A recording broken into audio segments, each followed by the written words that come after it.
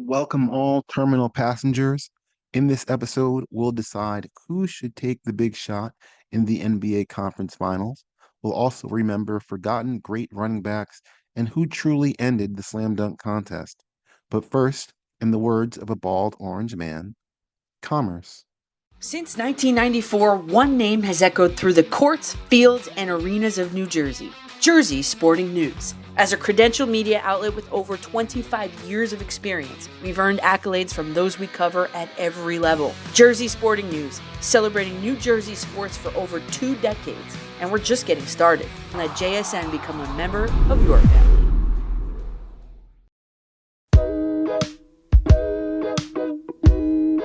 Hello, hi, and welcome again to the Terminal Podcast at JSN Station, possibly part of the Jersey Sporting News Podcast Network. We have two passengers from flights around the Garden State and beyond. I am not the captain now. I'm only your host, broadcasting high above Civic Center Station in downtown Atlanta. Once again, two passengers waiting for flights home and ready to entertain, or is that ready for flights home and waiting to entertain? It's too much to think about. So let's just go around the room quickly. And when asked, let me know where you're flying from and who you think is the best original king of comedy, which we're getting about 25 years out from. D.L. Hughley, Steve Harvey, Bernie Mac, or Cedric the Entertainer. We'll start with you, Crenshaw. Yeah, Crenshaw coming out of Brooklyn, New York. And the best original king of comedy.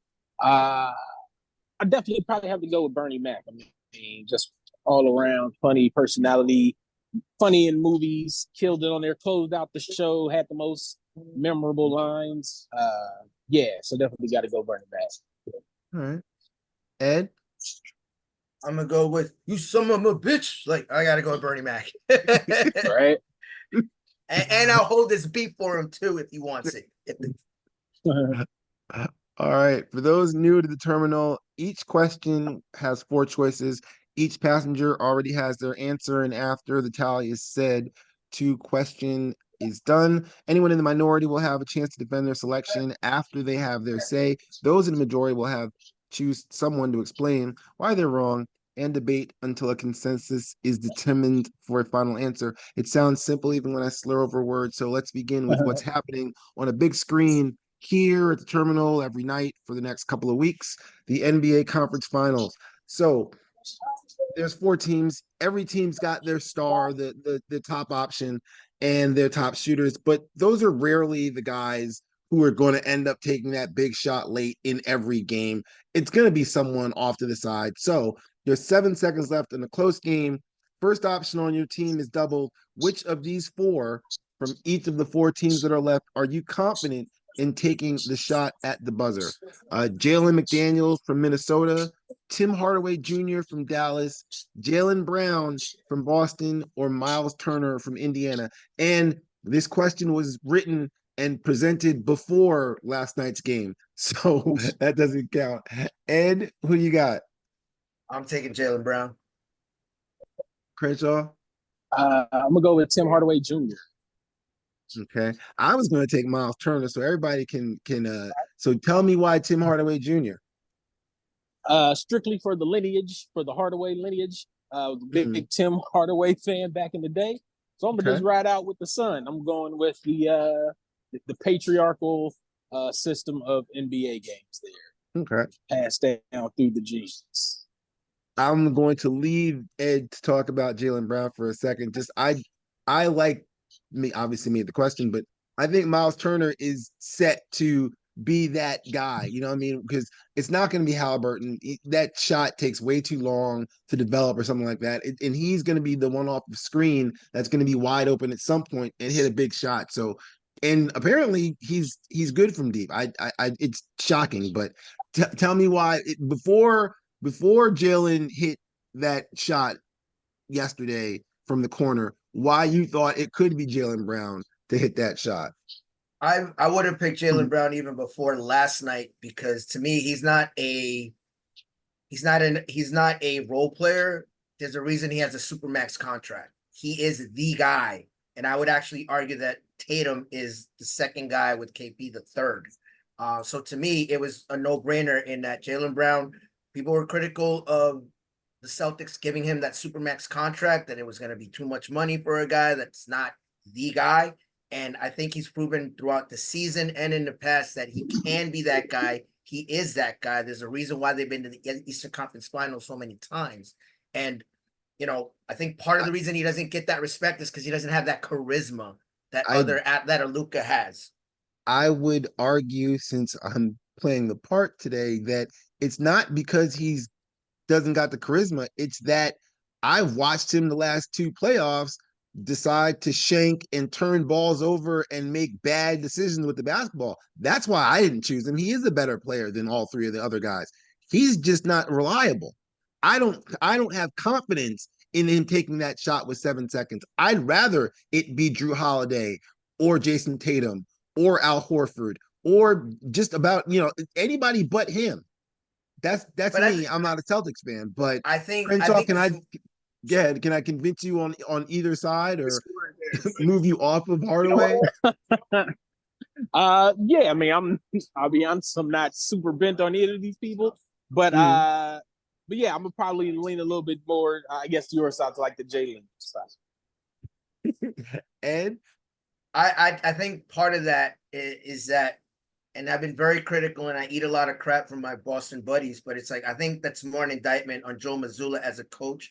I think when you make sloppy mistakes, whether in football or basketball, with turnovers and stuff like that, it's usually a sign of the head coach. It's more an indictment on the head coach and not teaching better discipline of protecting the ball than it is on the athlete. That's not to say that sometimes it's not on the athlete, but it's just that, like you said, Jalen has had those issues in the past. I think it's just a matter of he's now used to being in this altitude. He's now used to being in the Eastern Conference Final. He's now that he has that contract, he's used to being the guy. And so to me, it's more an indictment. The things that you mentioned are more an indictment on the coaching staff and Joe Mazzulla, who to me, again, let's not forget, this isn't Joe Mazzulla's team. This is Ime Udoka's team. He got fired because he cheated on Nia Long, the beautifulness that is Nia Long. And so in a lot of ways, the way I compare it is that Joe Mazzulla is a NASCAR driver trying to run an F1 Ferrari that belongs to somebody else. Okay, interesting. Because I mean, they don't. I'm confused about the collection of the team to begin with. Because Al Horford, there's no post defense, and they're gonna see height with skill in the finals next round, whether it's Minnesota or Dallas, either one of them. And I don't think Al Horford's 39 years old. He's still got those two Florida rings that have been slowing him down a little bit because he's got wins. You know what I mean? It's an interesting thing, but that's we'll so before I slide and move on. I'll say one thing to that point. They need KP back, and I think we discussed this on our social media. They need Porzingis back because he gives them that talented, versatile size. Now the problem with him is that he's a fragile unicorn. His bones are made of porcelain, and so there's no Knick fan bias in there at all. But go ahead. Yeah, no, but there's it's the opposite of Horford, where Horford is like he's old man Horford. He can only give you so much. He's 37, I believe, but he's not 37 in LeBron years, where it's like ridiculous, like what he's doing. It's 37 in NBA years, and he's only going to give you so much. And I think they really desperately need Porzingis back because again, that improves everything for everyone around him, including Jaylen Brown, which is why I'm sticking with that. I'm going to leave it there because, like I said, these questions were written before Jaylen Brown hit a very dramatic three-pointer from the corner. So I'm just going to move on. I'm ending that there. I legitimately have this question because was there ever truly a time when we were excited about the slam dunk contest as a fan base and stuff like that? I just feel like more it became when it was over. So I pose the question is, who ended the slam dunk contest? Was it Michael Jordan, Spud Webb, Blake Griffin, or Vince Carter? No. Crenshaw, who you got? I think I got to go with Vince Carter on that one because he was like the last person that I remember having like a significant dunk, and then I feel like after him there was that really long gap of where it was very boring, the dunk contest. Mm. Then Blake Griffin, I feel like kind of came back in popularity with it, but then it, I don't know, seemingly kind of faded out again. But yeah, I definitely feel like blanking on the name right now, what you just said. Vince Carter. Oh, Yeah. you go with Vince. And who you Yeah. got? As far as ending it, I mean like deading it, I would probably have to say Vince. Although I'll get back to that, but I'm gonna go with Vince for now. Yeah, I mean, well, that's basically going to be a sweep because Jordan is.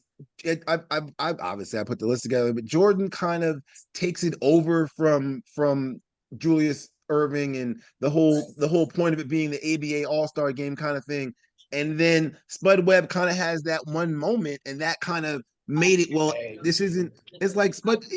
The picture of him. He's I'm his height. You know what I mean? But it became more of a novelty than an actual exhibition of skill until Vince Carter did things on court. Yeah. There's Yeah. a yeah. So I'm gonna say to me, go ahead. but I would say that there is a name after Vince Carter. I think people forget Aaron Gordon and Zach LaVine had those two great dunks, but there's such a big gap between getting from Carter to Zach LaVine and Aaron Gordon and what they did. And so to me, it's the answer's kind of by default almost Vince Carter. But to your point about Jordan, Ali needed Frazier, and Jordan's Ali in that situation was Dominique Wilkins.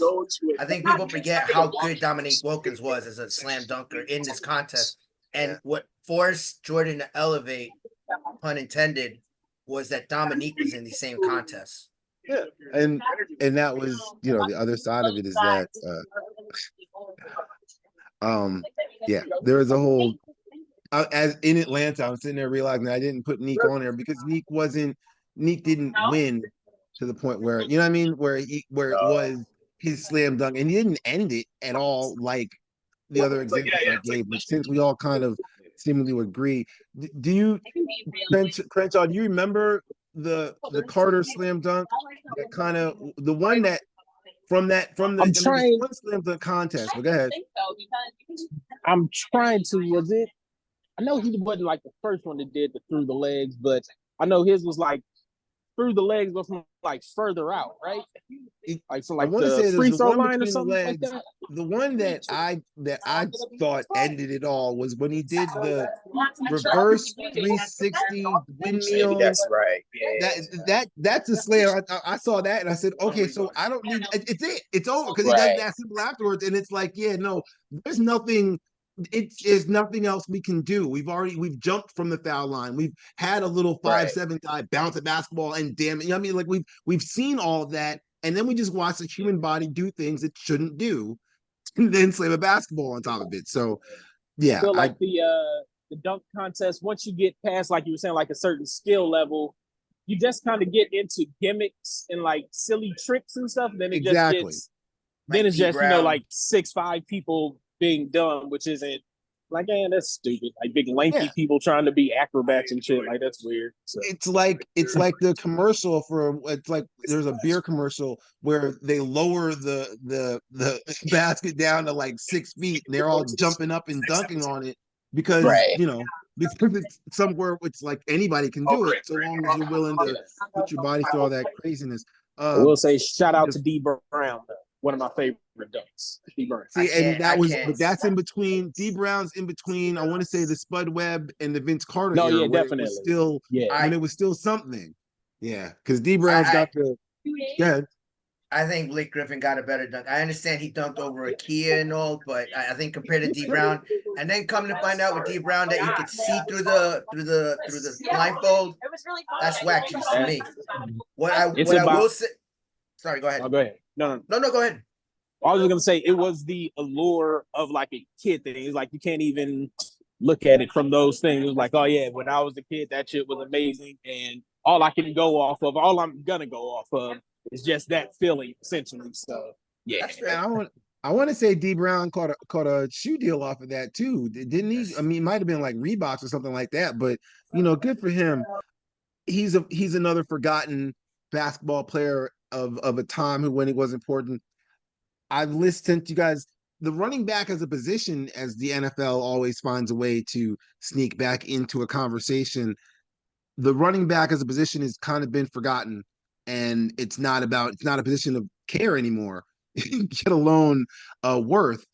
There was a time not that long ago, but I feel old saying it, when the running back was a vital position, and even then there were running backs that were forgotten. So here are four, and I'm asking, of the best of these almost forgotten, because I remember them and there's others, of the late 90s great running back, late 90s, early aughts, right? Aughts is the early Yeah. 2000s. Ricky Waters, Christian Okoye, Warwick Dunn, or Thurman Thomas. Ed, who you got? I got the Nigerian Nightmare, Christian Okoye. Crenshaw? I'm gonna go with Thurman. Yeah, Thermal. I was gonna sorry, I Buffalo. called him Thermal. Thermal, but that's not his name. But yeah, it's gonna say so. I made fun of his name, so that'll be the majority. So Ed, talk to me about the Nigerian Nightmare. I think people forget what a bruising yet nimble running back he was. Before there was Jerome Bettis, there was Christian Okoye.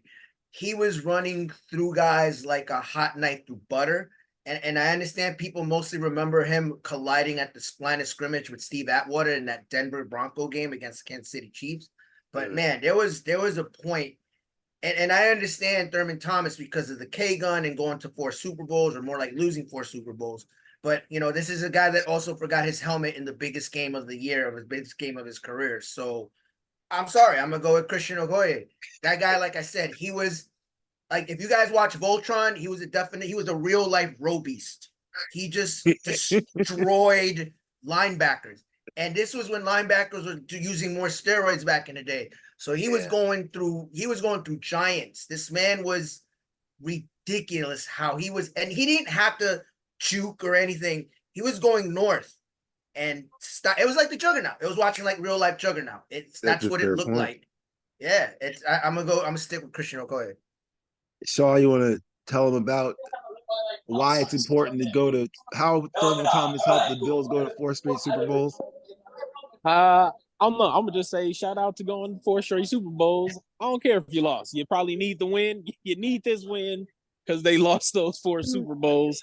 And yeah, man, he may have forgot his helmet, but that's how passionate he was and ready just to play on anything. And it's the NFL. They should have some spare helmets around, so it all worked out. They got money. I mean, the whole thing with Thurman Thomas is he was the catalyst. He's the reason why that there were pass catching running backs and things like that that could also then run the football off tackle and stuff like that successfully. He's the model of what became Ricky Waters, of what became Warwick Dunn, what became some of these other great talented off in the outside backs. Yeah, he messed up a little bit, as we all do. As we all do, you forget your helmet, you get in the game, you don't do as well as you want. But to get to 4 Super Bowls, we discredit the Bills and that achievement more than the realization that they still won 4 straight AFC championships. They still were, there's still title things on the wall and everything like that. Just because they didn't win the Super Bowls, it's one game. But that's I my would opinion. So go I, ahead. I would I would argue, based exactly on what you said, that the reason the running back position is a unique position in 2024 is because of Thurman Thomas. Let's not forget the K gun was a precursor to the spread offense that we see Mm-hmm, nowadays, where mm-hmm. you're right, they are throwing screen passes and they are, but if anything, he's the asteroid that destroyed the position. Then, if that's your argument, he made the position useless. He made the position where the Eagles are overpaying for Saquon Barkley. Sorry, I had to take that shot in there. That's But fine. but it's and that's not a knock on him. He obviously deserves all the accolades. He should be in the Hall of Fame, and he was important in the era that he was. But if anything, like I said, he's the patient X that helped spread the death of the running back position by your argument. No, you're right. You're right, because he is sort of like that. But it's still, that doesn't mean he's so you. that doesn't. So you're basically saying he is the asteroid. So he is the best of the forgotten running backs because he's the one who's caused them all to be forgotten. So you've made my point for me. So is that I'm enough to convince you that? I mean, look, I love Christian And Okoye. a strange test of fate. Go ahead. I okay, maybe not the asteroid, maybe he's the Ebola virus that destroyed the position. I'm just, I'm just saying, like, based on that argument, I will say though, I'll go your way, and I'll tell you why. I'll change my mind. I'll tell you why. Okay. He was innovative in the position. He changed the position, and Christian Okoye's run was very, very small and minute. I think at the end of the day, you ended up seeing someone like Jerome Bettis do it better and more nimble than him. And again, there's always the highlight. The highlight that people remember about Christian Okoye is him getting deaded at the line of scrimmage by Steve Atwater. So I will talk myself out of. I will stand down out of Christian Okoye to go with the asteroid that is Thurman Thomas. All right. Well, it's always good to be in the majority. Uh, I I'm going to. There's no liking the majority in this because I grew up in northern New Jersey and I remember seeing Tim Thomas or hearing about him on the come up, as this next great. He's 6'9", he's 6'10", he could do it all. He was the first of a few names from the late 90s that was on the come up. They're on magazine covers in high school and all this, and they're going to be the greatest, and then they weren't. So it's a question of how you want to go with the most disappointing. This guy is going to be great from the late 90s from this list, starting with Mr. Tim Thomas, Stephon Marbury, anyone? Isaiah Ryder or Harold Miner? Ed? I'm gonna go with Brooklyn all day, every day. Stephon Marbury. Shaw, who you got? I got to go with Isaiah Wright. Okay. I'll just in the minority with Thomas. I thought he was a 6'9" ball handler, so he was, new at that point, but that's everybody now. But talk to me about you, Shaw. You went Isaiah Ryder. As far as like most, not let down, but kind of Well, that's the whole. I teetered mean, out at Howard. the end. Well, yeah, because I feel like Stephon Marbury, I feel like I still hear about him, and he's still kind of held up Ah, in there. I Isaiah see. Wright, I don't hear about at all anymore, and I definitely remember him being like a big name, and it was going to make a lot of noise. And this was probably the first time in years I've even thought about Isaiah Ryder. So I got to go with that one. That's a fair point. And you had Stephon from I Brooklyn. had I had Stephon because I remember him coming out of high school. First of all, he was always in the back page of the Mm-hmm. Daily News and New York Post because he went to Lincoln High School. That was when Lincoln High School was both a football powerhouse as well as a basketball powerhouse. They were just killing the PSAL back then. I'm dating myself. But I'm starting to see the light on Isaiah Ryder, and I'll tell you why. The thing about Marbury is that at one point, Marbury, if you look at his early numbers, he was putting up Bob Cousy numbers. He was putting up Hall of Fame numbers. And honestly, I think he should be in the Hall of Fame. If you look at his numbers compared to T-Wack, they're exactly the same. They're exactly the same numbers. Maybe But T-Wack had scoring titles and whatnot. But if you're gonna go based on the numbers, if T-Mac's in the Hall of Fame, then so should Marbury. Tracy McGrady is in the Hall of Fame because the Basketball Hall of Fame is I'm gonna just call it a slight joke, but it's also overall basketball. So it includes college, it includes USA. So if Tracy McGrady was on a couple of those Olympic teams, he'll get credit for those. Look, I'm not arguing that he should be in. I'm just saying, according to the Hall standards, he gets in off of some other stuff like that. So yeah, I can hear I you, but go ahead. I can counter that, but we'll save that for another time. To J.R. Ryder's point, Isaiah Ryder's point, and this is why I'm sold on him now, like as being the one. Is I Can't remember at even one remember his point, name. yeah, I remember at one point when the Minnesota Timberwolves drafted a teenager by the name of Kevin Garnett. Allegedly, Christian Laettner and Ryder went and stormed into the office demanding that this kid either be traded or that they be traded. And what happened?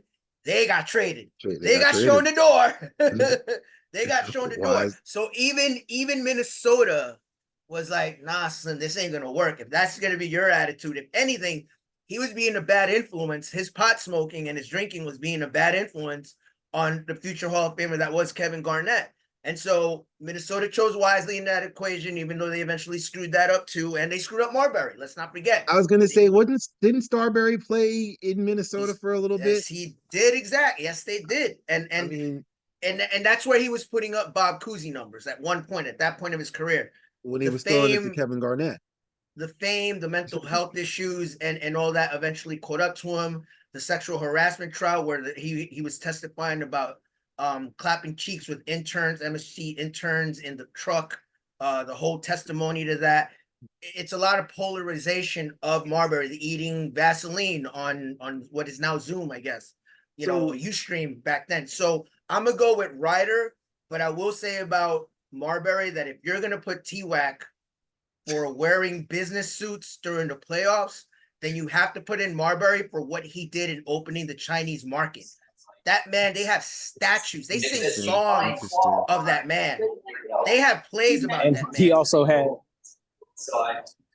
the Starberries, one of the ugliest shoes in basketball. So worst names too. Like I'll take the $10 price. Starberry is a terrible name. He did open that up, but I just know I can't. Ryder, it's the thing that kills me is all these guys played in the NBA of some to some sort, but none of them were to the amount of hype that preceded them. It's like I don't know if it's stateable, if it's understandable to an earlier generation of the amount of magazine covers and box scores on the back of newspaper print that was dedicated to Harold Miner, that was dedicated to Isaiah Ryder, because they had a little bit of success, but they were supposed to be, like you said, they were supposed to be Bob Cousy. They were supposed to be putting up Hall of Fame numbers. That was supposed to happen. That it didn't. Marbury also is overshadowed. Let's not forget he was in the same draft with Allen Iverson. That didn't help him at all. That's true. That's true. You know what I mean? And that's the thing. When you're being compared, there was at one point coming out of college, one played for Georgia Tech, one played for Georgetown, that was like, oh, you were a Marbury guy or you were an Allen Iverson guy. You know, it was, we were talking about Marbury at that level. We were talking about him at a Bob Cousy level. And so at least he reached some sort of monicum of success compared to J.R. Ryder just blowing it. Just blowing it. He had a good thing with KG. Think about that. This is a grown-ass man who was jealous of a 17-year-old kid. Enough said. I am now convinced that he is the bigger waist. And I feel like Marbury had all the and one stuff, so he kind of has a legacy kind of built in for himself. Mm-hmm. That's true. That's true. All right. Well, we'll leave it with Starberry, and I'm gonna just close here since we were talking about a king to start with, a king of comedy.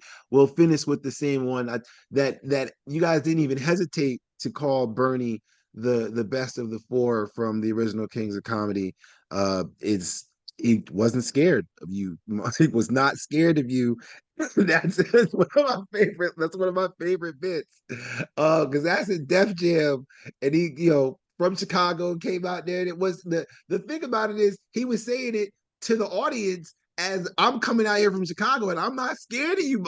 Yeah, it goes into the set, and once he broke through, he became the funny that all of you saw immediately that he was going to be the funniest of all of them. So much so, it meant he was able to cash paychecks from films like Mr. 3000. Now, I'm certain none of you remember the plot to the film or its budget or anything like that, but the main character is about the same age as the actor Bernie Mac in real life. So that's the number I'm looking for. How old was the conceited Milwaukee Brewers star Stan Ross when he returned to the team in September of 2004? Because there was an error that had caused him to lose 3 hits from a doubleheader, so he had to come back to get his 3 more hits to get the 3 to hit. Yeah, exactly. That's how bad this movie was. But it was watched at some point because it was Bernie Mac. So how old was the character Stan Ross in the movie Mr. 3000? Shaw, I'll give you first dibs at it. I want to. I'm gonna say 53. 53. I'm gonna say 53. All right, Ed. I'm gonna go with Al Horford, 37. Okay. The trivia answer will be in the description for the next episode. I'd like to thank both of the passengers for participating here today. All gates are now open, so I wish you both a safe flight home. For y'all and any and all listeners from the terminal, have a good night.